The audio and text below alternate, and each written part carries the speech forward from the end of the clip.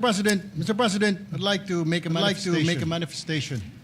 What happened inside the Senate premises last week is deeply alarming, regardless of which side one stands politically. I know you will agree with me, Mr. President.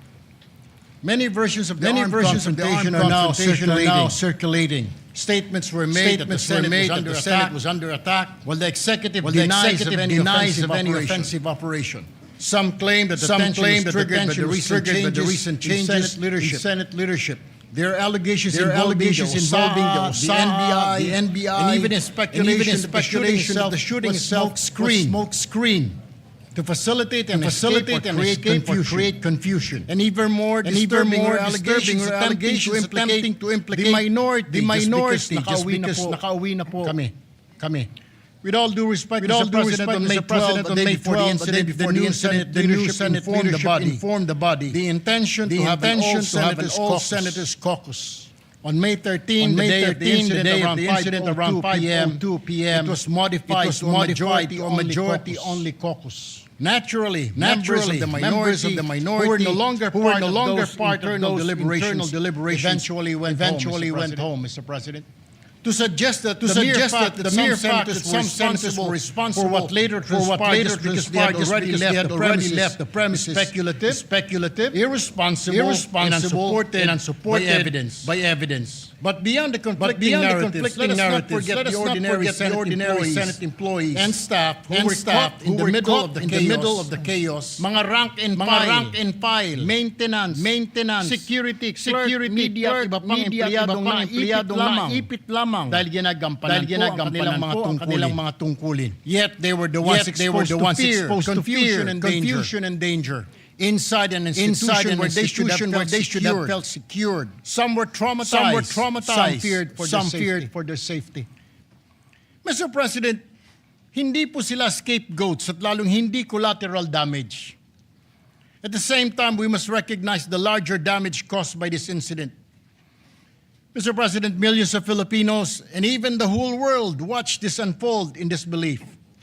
They saw the confusion inside one of the highest institutions of the government.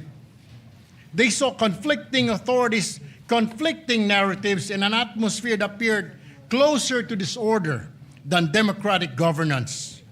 Nakakahiya po sa totoo lang, Ginoong Pangulo. And because the public witnessed, the public deserves the truth. Nakaabang na po ang taong bayan. And they have been waiting since Monday. Una, ano ba ang legal na basihan sa pagpasok ng mga otoridad sa bisinidad ng Senado kung meron man po? Pangalawa, nagkaroon ba ito ng formal na koordinasyon sa pamunuan ng Senado bago isinagawa ang operasyon at ano ang naging direktiba ng liderato kaugnay rito? Pangatlo, ano po ang mga partikular na aksyon na nag-udyok at naging mitsa ng putukan?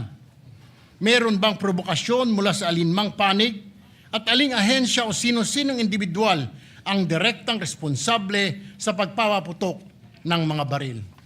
Alam ko po, Ginoong Pangulo, wala po kayo roon, bagkos kayo po ay nakasalalay lamang sa mga report na ibinibigay po sa inyo. Naintindihan ko po yun. Pangapat, anong mga hakbang ang ginawa upang masigurong ligtas po ang mga senador, mga empleyado at ang media bago at matapos maganap ang insidente?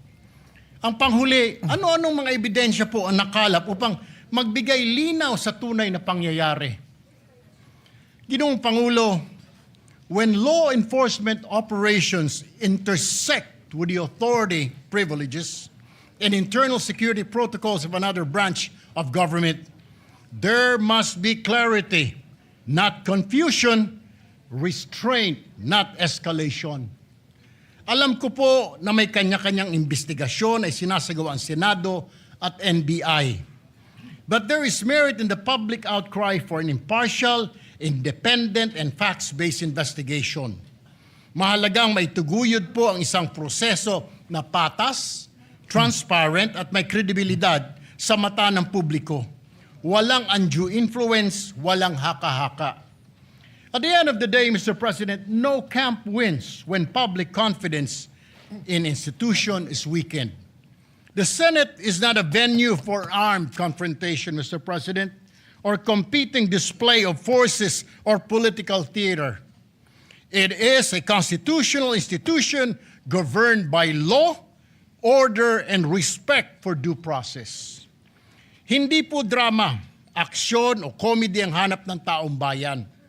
They are asking for truth, accountability, and stability. And that is precisely what this institution owes them, Mr. President.